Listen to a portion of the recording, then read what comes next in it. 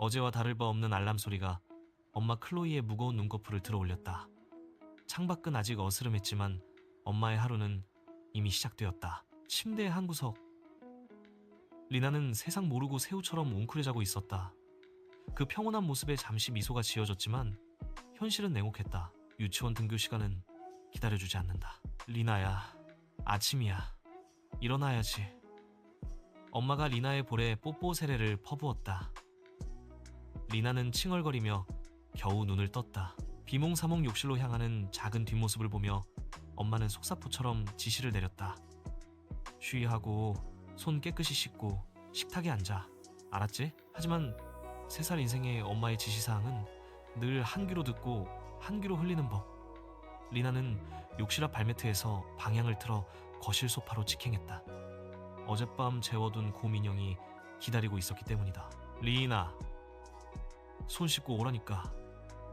클로이의 목소리가 반톤 높아졌다. 주방에서는 김이 모락모락 나는 오므라이스가 식어가고 있었다. 결국 클로이는 리나를 번쩍 안아들고 욕실로 향했다. 세면대 앞 발판에 세워놓고 후다닥 손을 씻긴 후 식탁 의자에 앉혔다. 시계 바늘은 야속하게도 빠르게 움직였다. 식탁 전쟁 2차전 시작. 리나는 포크로 노란 계란지단을 콕콕 찌르며 장난만 쳤다. 입보다는 엄마의 눈을 바라보며 놀아줘 신호를 보냈다. 클로이의 속은 타들어갔다. 리나야, 빨리 먹어야 치카하고 옷 입지. 버스 놓치겠다. 전쟁 같은 식사 후 양치질과 옷 입히기 미션까지 완수하고 나니 엄마 클로이의 이마엔 송골송골 땀이 맺혔다. 현관문을 나서자 리나는 두 팔을 벌리며 필살기를 시전했다. 엄마, 안아줘.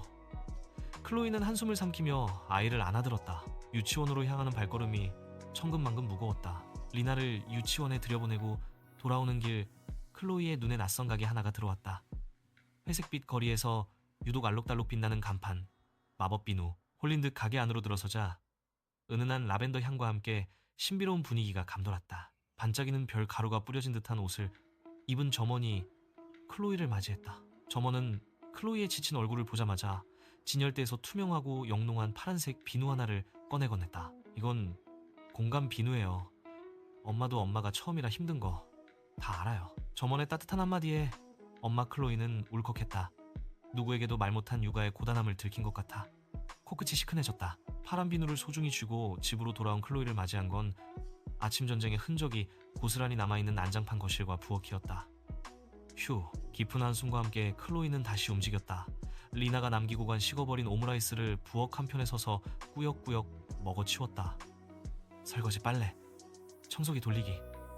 집안일은 끝이 없었다. 리나가 돌아와서 먹을 쿠키까지 오븐에 넣고 나니 어느새 하원 시간이었다. 식탁 의자에 앉아 커피 한 모금을 마실 새도 없이 클로이는 다시 집을 나섰다.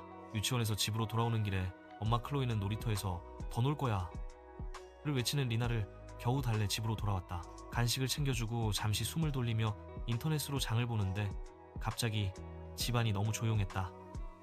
불길한 예감에 놀이방으로 달려간 클로이는 경악했다. 놀이방 바닥은 오색 찬란한 물감 범벅이었고 그 위로 비눗방울이 둥둥 떠다니고 있었다. 클로이의 인내심이 끊어지는 순간이었다. 리나! 이게 다 뭐야? 엄마의 고함에 놀란 리나가 시무룩한 표정으로 욕실로 들어갔다. 하지만 그것도 잠시. 이내 욕조에서 첨벙거리는 물소리와 함께 까르르 웃음소리가 들려왔다. 화가 머리 끝까지 난 엄마 클로이가 욕실 문을 열어젖혔다. 리나! 장난 그만 치고 빨리 씻어. 리나는 엄마에게 물을 튀기며 해맑게 웃었다. 싫어! 더 놀 거야. 엄마도 같이 놀자. 그 순간 클로이의 눈에 아까 사온 파란색 공간 비누가 들어왔다. 그래, 이걸로 거품을 만들어 빨리 씻겨볼까? 클로이는 오리 모양 목욕 타월에 비누를 문질렀다. 파란색 거품이 보글보글 올라오는 순간 믿을 수 없는 일이 벌어졌다. 세상이 핑그르르 돌더니 시야가 순식간에 낮아졌다. 클로이는 자신의 몸이 줄어들고 있다는 걸 깨달았다. 입고 있던 블라우스와 가디건이 몸에 맞춰 작아지더니 어느새 엄마 클로이는 3살 아이의 모습으로 욕조 끝에 앉아 있었다. 반대로 욕조 안에 있던 리나는 쑥쑥 커져 욕조 밖으로 나왔다. 알록달록한 예쁜 옷이 몸에 맞춰 커지더니 리나는 엄마만 한 어른이 되어 욕조를 내려다보고 있었다. 욕조 안은 공포 그 자체였다. 찰랑거리던 물은 거대한 파도처럼 클로이를 덮칠 듯 넘실댔고 늘 만지던 오리 장난감은 너무 커서 손에 잡히지도 않았다. 무엇보다 바닥이 너무 미끄러워 제대로 서 있을 수도 없었다. 그때 거인처럼 커진 리나가 허리에 손을 얹고 엄마를 내려다보며 장난스레 입을 열었다.